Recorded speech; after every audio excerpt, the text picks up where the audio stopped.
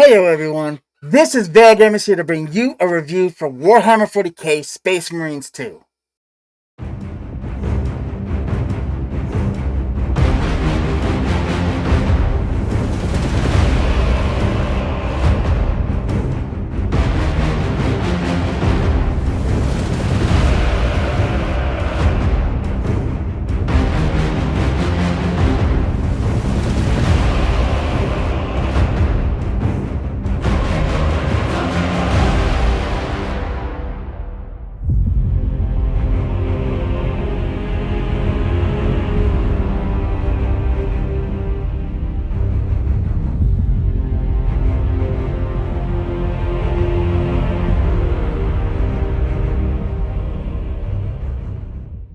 Sometimes you can't judge a book by its cover.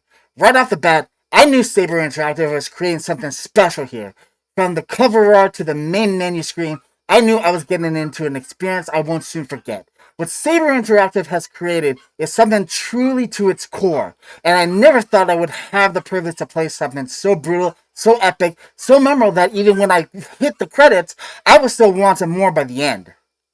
Space Marines 2 is a sequel to a game I never thought would get a sequel, let alone be set in one of the most diverse, well-known franchises like Warhammer. I always admired this universe from afar and never had the honor to play any Warhammer game or play the board game with my non-existent budget. So to have Saber Interactive make Space Marines 2 with such fidelity shows just how much they care about this universe. From the opening mission, the cutscenes are well made and make me fiend for a Warhammer 40K movie. You then fall right into the action as you are alone in the forest, fighting against hordes of enemies coming from the ground or sky. I didn't get a chance to play the first Space Marines, and I don't know much about the universe itself, but as my first introduction, I was blown away by the presentation here. There are some things I wish they would explain more when it comes to the lore and the factions inside Warhammer 40K universe. I felt quite lost in some information that was given, but that didn't sour my experience as I shot and chopped my way through the dense enemies clusters that come right for you with everything they got. The world felt brutal, and the marine itself felt like a freight train running clean through each enemy as they came to deal with you. The combat is where this game shines. You are given melee weapons that sweep through enemies, such as a chainsword, combat knife, power sword, and a hammer that each have their own animation chains that can be finished with a powerful attack if you hold down the R1 button, making the combat quite diverse when it comes to how you want to deal with each encounter. The weight behind each attack is quite significant. While swarms of enemies come at you, you cleave and slice your way through each enemy with a parry mechanic that can capture an enemy trying to pounce on you.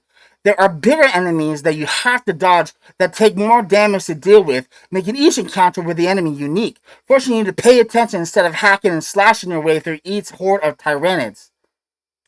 The gunplay is where this game feels amazing. On PS5, there are haptic triggers that make you feel like you're pulling an actual trigger. With each shot hammering into the swarms of enemies coming at you, there's a quite diverse range of weapons that you can choose from, like the auto bolt rifle, bolt carbine, bolt rifle, bolt sniper rifle, melter rifle, arcless bolt carbine, heavy bolt rifle, stalker bolt rifle, instigator bolt carbine, and many other intense guns that all have their variety in stats to deal with the Tyranids. The weight of the guns is significant, and you can feel it in every shot that you make that turns small enemies into pink mist. The weapons are what truly make this game unique, and I find them so satisfying to shoot. I never felt like the game was dragging in any capacity. Each area had tons of Tyranids to shoot, with more diverse enemies later on in the game that challenge you not to die. I was playing on normal difficulty because I knew I would get my ass handed to me if went on Veteran or Angel of Death. The story isn't much. The focus for the game was more on the combat. But when the story came around, I found myself not that intrigued by what was going on. You are Titus, a marine from the Death Watch. He is quite a brooding character who has his whole squad wiped out by a crash-in. He then goes through the whole mission, getting a virus bomb and taking on Tyranids with nothing but a bolt pistol.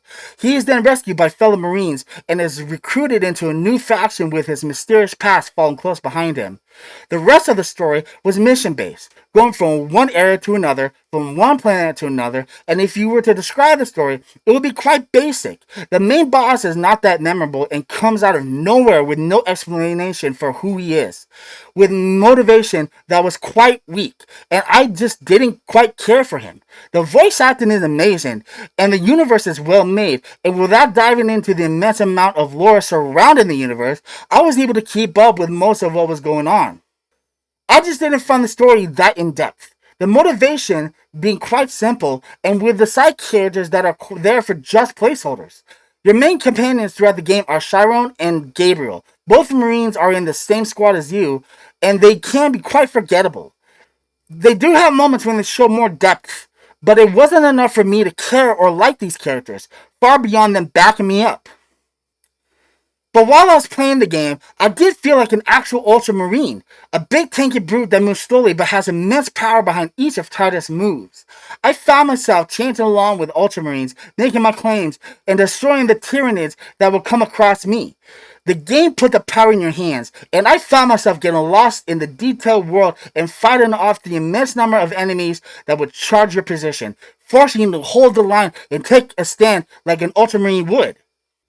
Overall, Saber Interactive knew what they were creating. I didn't get a chance to play the multiplayer, but I found the campaign to be quite enjoyable.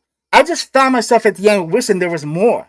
The game can be completed altogether within 7 hours. There are boss battles in the game, but some are enemies you've already seen and are quite easy. Most boss battles can be completed within a couple of minutes without any real difficulty.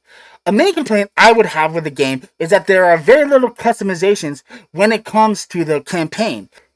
Most of it is safe for PvE and PvP, which I found disappointing.